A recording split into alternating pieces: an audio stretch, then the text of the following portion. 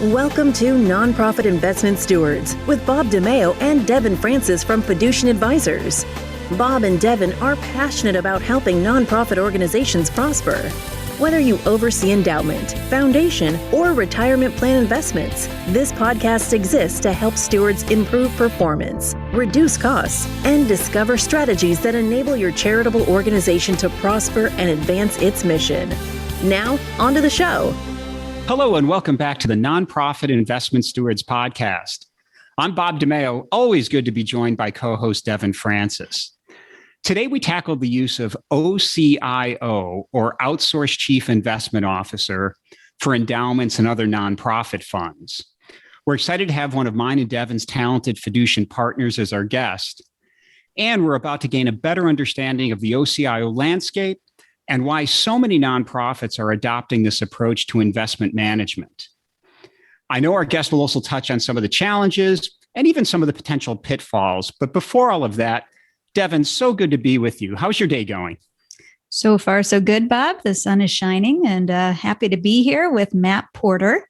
Matt leads our endowment and foundation practice at Fiduciant, and I actually work very closely with him on our E&F Business Council. Matt has been with the firm for more than 20 years, and in addition to leading our E&F practice, he also chairs the investment committee, and he serves on our executive committee. So he is a very busy man. He's not only a loyal and important member of the firm, but he's also a dedicated family man who spends a lot of time with his two kids, and he's just an all-around great guy. So Matt, thank you for being here, and welcome to the show. Thank you, Devon. Thank you, Bobby. Appreciate it. Glad to be here. Matt, we're just thrilled to have you on the show. And before we really get into your expertise, maybe you can share just a little bit about how you landed in the space of focusing in the nonprofit world and even more so OCIO endowment management. Sure. Thanks, Bob. As I think about my time at the firm, I've worked on almost every kind of client that we have, be it a pension plan, a 401k plan, endowments and foundations. But I found myself as time went by really identifying with the mission of a lot of our nonprofit clients, endowments and foundations, and what they were trying to do. And as you step back and think about the good work they do and how we can help in that work, be it investment performance or helping them fulfill their missions, it really resonated with me. And I think where it finally took the turn where I said, this is where I want to spend my career, was at a client. And I got pulled aside by the chief financial officer after a meeting. And he said, Matt, we're really struggling with the decision-making here. We don't have investment experts on the committee. Do you think you guys could do this for us? And the bell rang in my head that said, wow, this is a really great business that we can, in a new way, help clients better their mission and be better at what they do. And so it really made me think about OCIO in addition to the nonprofit space being where I wanted to focus my career. You received a sign. Indeed. So Matt, for some of our listeners that may not be very familiar with this OCIO term, can you describe some of the terms and the differences between what's known as the traditional investment consulting model and then the discretionary or OCIO type approach? Sure, Devon. So when we think about traditional investment consulting, it's what most people think about in our space. And it's where a firm comes in as a trusted advisor, gives advice, gives counsel, but all the decision-making authority and most of the work still falls on the client. So we would come in, talk to them, they say yes, and then they take the rest of the work from there. In the OCIO space, a couple of terms you may hear that are a little different. It could be called discretionary. It could be called delegated services. There's a number of terms that go with this. But the main difference here is that the decision-making authority is turned over to a third party. So if an OCIO is engaged to work with a client, they then have the ability and the authority to pick investments, to process transactions, to do a lot of the work that was typically done by a client in the old traditional investment consulting model, which still is a huge part of our industry. But OCIO just transfers that authority legally through a contract or otherwise to that third party to allow them to do that work on behalf of the client. And Matt, talking about clients, can you share a bit about the types of clients that you work with and even more broadly that the firm works with in an OCIO capacity? Sure. So the work can be done by a lot of different kinds of clients, but where we do a lot of our work can be with a university or a college endowment fund, could be a charitable or a private foundation, healthcare systems that might have operating reserves or board designated assets or some large pool of funds, a civic or a cultural institution. Think about museums or symphonies or zoos, senior living communities or continuing care communities, associations. We also do, it's a little different than the work that I do in the endowment foundation space, but we do a lot of work in the space with defined benefit plans and defined contribution plans in an Ocio capacity as well. So what are some of the advantages of an OCIO relationship? So there are a lot. I'm glad you asked that question. When we think about the nonprofit space, and that really encompasses endowments and foundations and a number of other organizations, as we've worked with these types of organizations in the past, we see their staff and their leadership really have a couple of mandates they're trying to work with. One is they're advancing the mission the best they can, but they also have to keep an eye on cost and keep them as low as possible. The boards are filled with incredibly passionate, talented, dedicated individuals that might not come from an investment background. So an advantage can come in a couple of different ways. One is that you're allowing the experts to build a portfolio for you. Firms that are in the OCIO space, this is what they do all day, every day, is build a portfolio, pick managers, and put their best ideas to work. But when you think about staff as well, the advantage can be the OCIO can pick up a lot of that extra administrative and operational work that would then free them up, either the staff or the committee, to focus on really what their job description probably says, which is, hey, let's advance the mission of the organization. And it gives them more time to focus on the strategy, the governance, the oversight of whatever of those client types I listed a moment ago that they work for, and really frees them up, takes that responsibility off their plate, and then they can get into a relationship where they're learning and growing with the investment portfolio, but don't have to spend the time they need to today if they don't use an OCIO in doing that work. And one of the other things that actually springs to mind, and I think about my clients that I work with in this capacity, is the committee turnover.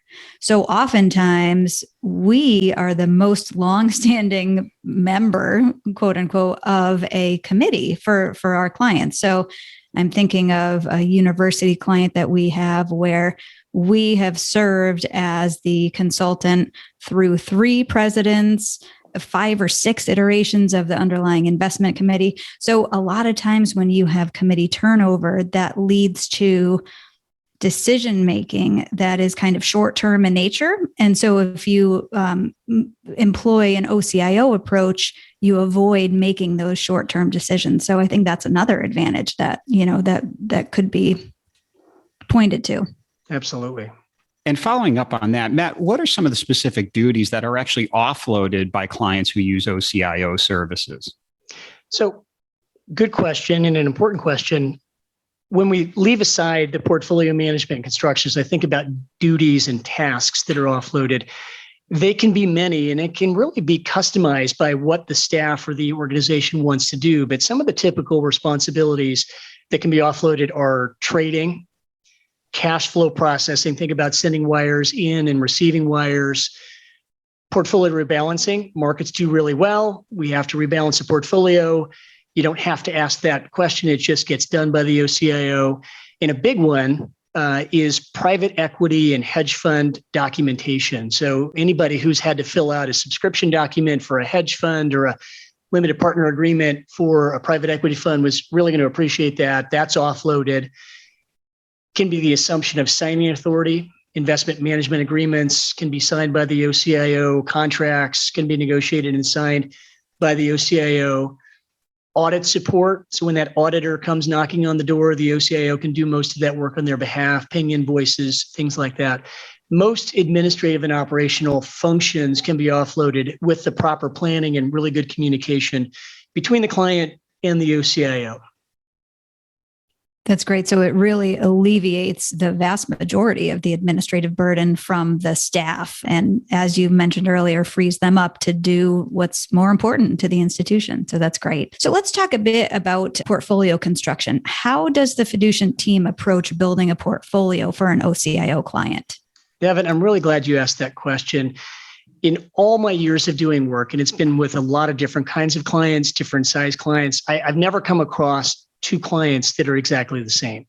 So we've thought about and contemplated as we built the OCIO business, do we have a off-the-shelf solution for clients, or do we do something more custom? And really what we came down to from a decision standpoint is that custom is absolutely the way that we have to do this, because every client has a unique need, and we can build a portfolio that's tailored for their specific return targets, their risk targets. They may have liquidity needs that are important to them. They may have a litany of requirements or needs that they have to meet. These can include things like environmental, social, governance, or ESG requirements. They may have some portion of the portfolio pledged to a rating agency, and those have to be treated differently. They may have DE&I, or diversity, equity, and inclusion objectives they want to have really incorporated into how they build their portfolio. Those are just a few of the things that are considered here, but we thought that custom for each client is the right way to make their goals front and center and be able to accomplish those in the best way. Matt, when we talk about the investment committees and such we're working with at a university, hospital, various endowments, charitable organizations, many of them are comprised of really sophisticated, smart, talented individuals with a lot of investment experience and knowledge. And I think there might be a misunderstanding out there about, if we go OCIO, we're completely resigning or don't even have a need necessarily. Can you talk a little bit about how committees and clients stay engaged in things like setting target returns, defining risk, overall asset allocation, and things of that nature? Sure. This is not, in a relationship like this, it's not a set it and forget it, don't pay attention to the portfolio anymore. Committees are vitally important to the process of establishing goals, understanding what target returns are, what are the purposes of these portfolios. And so when we begin work with a client, there's a very robust discovery process that we go through before we do any work at all. And we start with questions like this. What's the purpose of the portfolio or portfolios? You have a number of clients that we work with, a number of different asset pools within their organization. Each one might have a unique need. What's the time horizon? Are there any short or intermediate term considerations that we should be aware of? Some client might hire us and they might say, or it could be an existing client, they might say, we have a capital project that we're going to do in 12 months. The markets have been rocky. We need to really be mindful that those dollars are there when we need them. So it's something that we need to be aware of to account for as we build portfolios. What's the spending policy? Is it appropriate? Is it realistic? Should we help think through what that looks like?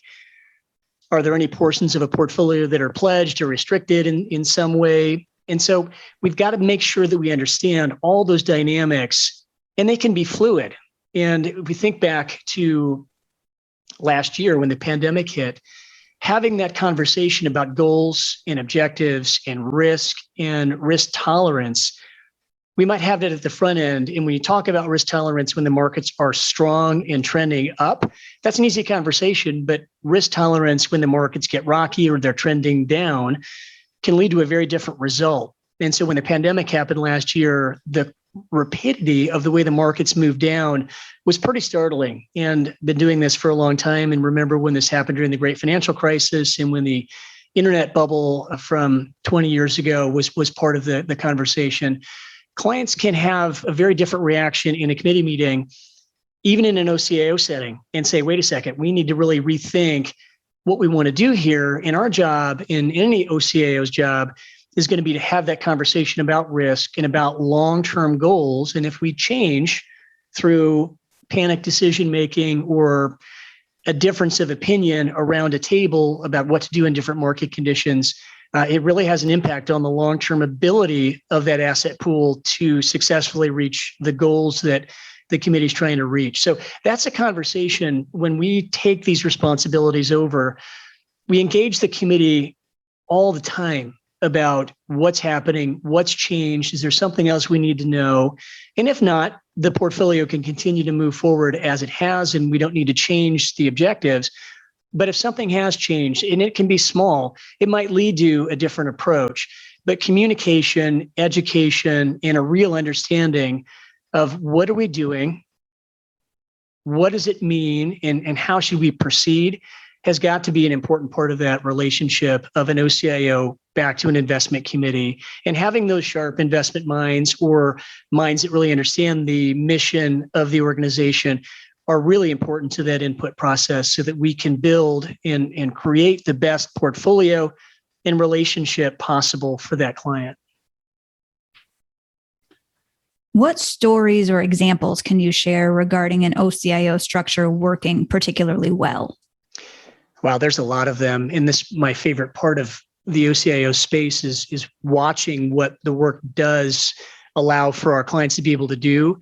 But I do have a client, there's a couple of them, but I have a client it's a sizable Midwest university, and they'd never worked with an OCIO in the past. And they came to us and hired us as an OCIO. And immediately there were a number of things we thought we could do and work with them and collaborate with them on. But there were divestment projects. There were really different ways to structure portfolios, the addition of private equity in changing the way they think about liquidity and what a portfolio looks like in collaboration with them over some time. And it didn't happen overnight, but it took a number of years. And then also watching the work the staff was doing internally before we got there, removing that work from them, and then allowing the conversation to be much more productive about how the portfolio should function, how we can structure a custodial relationship to make it more efficient for the client, for our interaction as their OCIO with them. And then fast forward that a number of years to see the success that's been shown in the investment results, the satisfaction I think the internal staff has with the way the relationship works, and the time they now have to focus on duties inside the university, inside the college, to focus on treasury functions, finance functions, and other things that they didn't have as much time to do. And it allowed their staff really breathing room to move forward. So it's really been a success with a lot of work on both sides, but it's been certainly a success that we're really proud of as an organization. Boy, that's fun, Matt. And you and Devon and I know just how professionally satisfying it can be to be in that sort of relationship. So thanks for sharing that. Maybe you can also share, because you mentioned earlier, it's not a one size fits all, and traditional remains a large part of our investment consulting and advisory practice. So when is an instance or a circumstance where perhaps it does not make sense for a nonprofit to use the OCIO model? Really good question, Bob. There's a couple of things that come to my mind. And probably the easy one is if a group, and a foundation, an endowment, some other organization is large enough that they have a pretty robust internal staff, or if the committee is full of investment professionals that want to keep that authority, that just doesn't make sense. I think about endowment funds that are $3 or $4 or $5 billion or larger, and they've got 15 people on staff internally. That probably doesn't make sense to consider that in that space. But maybe another spot where it might not make sense is if an organization just isn't comfortable turning over authority. They're so used to doing it themselves. They're not ready to do that. They shouldn't just give it over and then be worried, be thinking about all the things and really want to run the process, even if they've turned the authority over. And we've seen this in a couple of examples where we have traditional consulting relationship with clients. We introduce the concept, and I want to be clear here that there is no, you should do this or you should do this from our perspective. You can be traditional investment consulting as a client, and that's perfectly fine for a lot of clients. OCIO is fine for a lot of clients, but in some cases, OCIO might be better for a client, but they just don't realize it yet. And so through process of helping them understand how we can relieve burden, improve the process, make it more efficient, it can be an evolution to that ultimate OCIO objective they may have or may not. So I think about a couple of examples of that. If it's really large, probably not the best solution for them. But if they don't understand OCIO and need more education, there's no sense in trying to push that internally, but allow them to understand what that looks like at some point over a longer period of time. So, Matt, you've talked a lot about our customized approach. So, as we think about, maybe traditional versus OCIO, is there any sort of in-between scenario that a client might be able to access? Let's say they're not comfortable going to a fully discretionary relationship right away. Is there kind of a middle ground? Absolutely, Devin. There's a middle ground. We started an initiative within Fiduciant. We call it the investment office, and that is really set to do a lot of work that middle ground could be. So if you think about the two ends of the spectrum we've discussed, one being traditional investment consulting, client does everything, full discretion, the OCIO does everything, investments, administrative and operational duties. There is a middle ground, and we call it implemented services, which leaves the investment decision-making authority with the client, but allows for our implemented services, our investment office team, to assume a lot of those administrative and operational duties on behalf of the client. So it really does strike a balance that removes that administrative burden from a client and still allows for the organization to retain the investment authority. And I think you could probably take it even a step further, where we have some clients who might say, I want to have all the authority rest with your firm as the OCIO, except for private equity or hedge funds, because we've never used them before.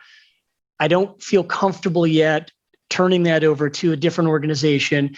Can we retain final rubber stamp approval for those until we get comfortable with it? And we've done that as well. So I would say the first middle ground is implemented services. And it's really the way we come to market for a lot of our clients now, or new opportunities now, is we take on a lot of the operational and administrative duties in the investment office and leave the decision-making with a client, or we can tweak and tailor the way that our solution might work on the investment side as well.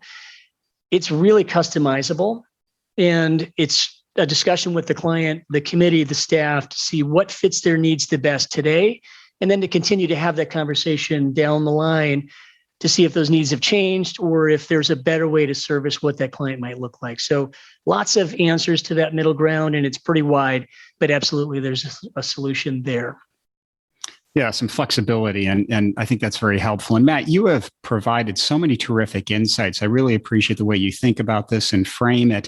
Are there any final takeaways that you'd share with nonprofit leaders who oversee an endowment or a foundation or some other charitable organization pool of investments?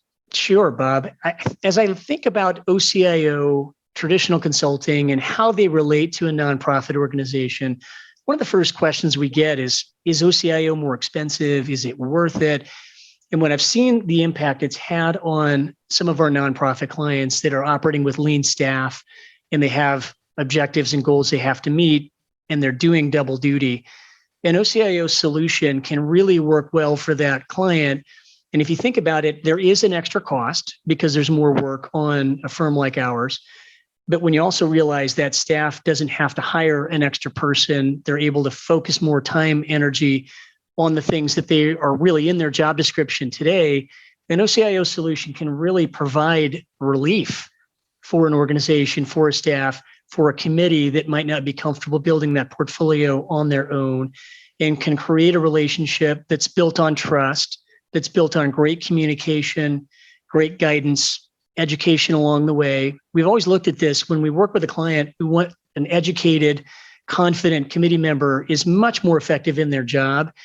And through an OCIO solution, we can relieve that staff of burden, build a great portfolio for them, and then also have a relationship built on trust that enables that committee to move aside from that authority and that need to do that work and focus on the advancement of their organization. So it doesn't have to be in any one of those three sleeves I've described, but there is a solution that's right for each organization, and it could be different as time goes by.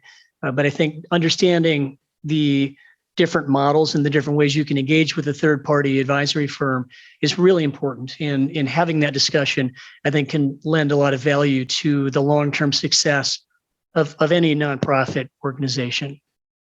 Matt, that makes perfect sense. And I'm thinking particularly in this extremely tight and challenging labor market, how OCIO services should be a real consideration for any charitable organization that's struggling with staff. Indeed.